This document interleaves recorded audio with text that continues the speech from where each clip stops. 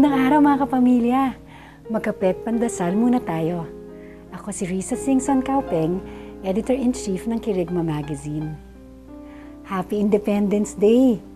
Sa araw na to, inaalala natin ang pagdeklara ni Emilio Aguinaldo ng kalayaan ng Pilipinas mula sa kapangyarihan ng mga dayuhan.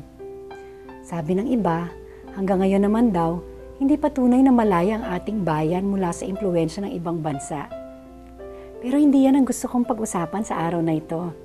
Dahil may mas higit na klaseng kalayaan na dapat nating ipaglaban.